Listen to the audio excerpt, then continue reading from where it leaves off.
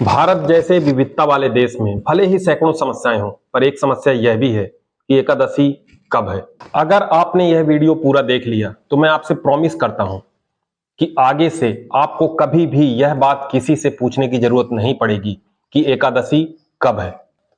सास कटनी से बोल रही है कि एकादशी कल थी, माँ सतना से बता रही है कि एकादशी आज है, और न्यूज चैनल में बता रहा है कि इस बार 2 एकादशी हैं। देखिए, वीडियो बिल्कुल भी स्किप मत करिएगा, ऐसे वीडियो कभी कभी मिलते हैं, और अगर आपके पास क्लैरिटी होगी तभी तो आप किसी को सही बात बता सकेंगे। अगर एक बार आपके अंदर क्लैरिटी आ गई, फिर कोई कुछ भी कहे आपको कोई फर्क नहीं पड़ेगा। देखिए, आपके जीवन में 2 तरीके के कैलेंडर हैं। एक कैलेंडर वो जिससे आपकी नौकरी चाकरी चलती है, परीक्षा होती है, इंटरव्यू होते हैं और आपका वेतन आता है। दूसरा कैलेंडर वो है जिसे आप पंचांग कहते हैं, जो आपके व्रत त्योहार, कुंडली और आपकी राशि निर्धारित करता है। पहले कैलेंडर को सोलर कैलेंडर या सौर कैलेंडर कहते हैं, जो सूरज के सापेक्ष धरती की गति के हिसाब से निर्धारित होता है। यानी धरती को सूरज का एक चक्कर लगाने में जो समय लगता है उसे हम 1 साल कहते हैं। फिर उसे हम 12 से भाग देकर 12 महीने बनाते हैं, और फिर उन महीनों के हम दिन बनाते हैं, जैसे 11, 12 और 13 तारीखें बनती हैं। दूसरा है ल्यूनर कैलेंडर, यानी चंद्रमा पर आधारित कैलेंडर, जो चंद्रमा की गति के हिसाब से काम करता है। चंद्रमा धरती का चक्कर लगा रहा है और इसी पर निर्धारित करती हैं हमारी तिथियां, जैसे एकादशी, द्वादशी, त्रयोदशी, चतुर्दशी, पूर्णिमा या अमावस्या। मैं आपको एक महत्वपूर्ण बात बता दूं कि वर्तमान समय में जो तारीख वाला कैलेंडर हम यूज करते हैं उसे ग्रेगोरियन कैलेंडर कहते हैं, जो लगभग 16वीं सदी में उपयोग में आया, यानी ईसा के जन्म के लगभग 1500 साल बाद। जबकि हमारा हिंदू कैलेंडर जो एकादशी, द्वादशी या सावन भादों के महीने बताता है, वह ल्यूनर कैलेंडर है, और इसका उपयोग ईसा मसीह के जन्म के लगभग 3000 वर्ष पहले से हो रहा है। सारी समस्याएं हमारे साथ इसलिए हो रही हैं क्योंकि हम दोनों कैलेंडर्स को साथ लेकर चल रहे हैं। हमारी नौकरी ग्रेगोरियन कैलेंडर के हिसाब से चल रही है और हमारे व्रत त्योहार ल्यूनर कैलेंडर के हिसाब से चल रहे हैं। एक की गणना सूरज के हिसाब से चल रही है और दूसरे की गणना चंद्रमा के हिसाब से, और हम चाहते हैं कि दोनों कैलेंडर बिल्कुल एक जैसे कॉन्ग्रुएंट हों, जो संभव ही नहीं है। अच्छा, अगर दोनों कैलेंडर बिल्कुल अलग अलग भी होते तब भी कोई समस्या नहीं होती, पर दोनों ही कैलेंडर्स में एक साल में लगभग 12 महीने होते हैं और एक महीने में लगभग 30 दिन। चलिए पहले सोलर कैलेंडर को देखते हैं। यह रात के 12 बजे के हिसाब से चलता है। मतलब अगर आज 18 तारीख है तो रात के जैसे ही 12 बजेंगे तारीख बदलकर 19 हो जाएगी। दूसरा, हमारा हिंदू कैलेंडर या पंचांग वह चंद्रमा की गति के हिसाब से चल रहा है। चंद्रमा का एक दिन यानी धरती के सापेक्ष चंद्रमा की स्थिति में 12 डिग्री का अंतर होता है। यही 12 डिग्री का अंतर ही तिथियां निर्धारित करता है। जैसे पहला 12 डिग्री अगर प्रतिपदा हुआ तो जब धरती के सापेक्ष चंद्रमा की स्थिति 24 डिग्री होगी, 24 या 25 डिग्री, तब लगभग द्वितीया होगा। उसी तरीके से एकादशी, द्वादशी और त्रयोदशी एंगुलर डिफरेंसेस के आधार पर होते हैं। आप सोचिए, ईसा के जन्म के लगभग 3000 साल पहले हमारे खगोल विज्ञानियों ने ल्यूनर एंगुलर डिफरेंसेस का कैलकुलेशन करना सीख लिया था। अब थोड़ा ध्यान दीजिएगा, चंद्रमा धरती के चारों तरफ बिल्कुल सर्कुलर मोशन में नहीं घूम रहा, वह भी लगभग इलिप्टिकल पाथ में धरती के चारों तरफ घूम रहा है। इसलिए उसे यानी चंद्रमा को उस 12 डिग्री के कोण की दूरी तय करने में कभी 20 घंटे का समय लगता है, कभी 24 घंटे का और कभी 26 घंटे का भी समय लगता है।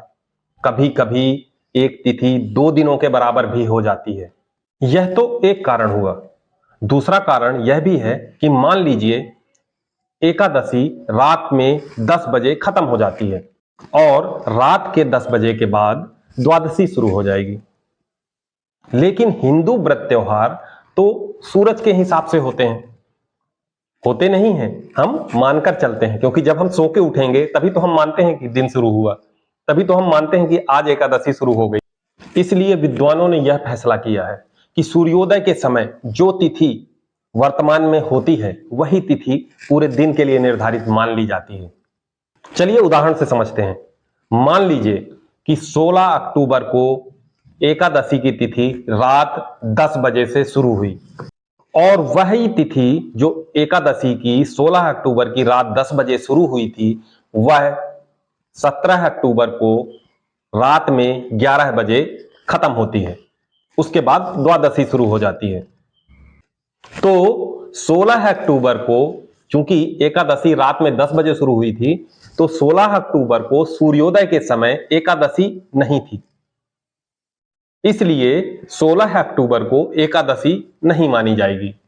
लेकिन 16 अक्टूबर की रात 10 बजे शुरू होने वाली एकादशी जो 17 अक्टूबर की रात 11 बजे खत्म हुई, 17 अक्टूबर को सूर्योदय के समय वह एकादशी थी, इसलिए 17 अक्टूबर को पूरे दिन के लिए एकादशी मानी जाती है और अमूमन हम इसी नियम का पालन करते हैं।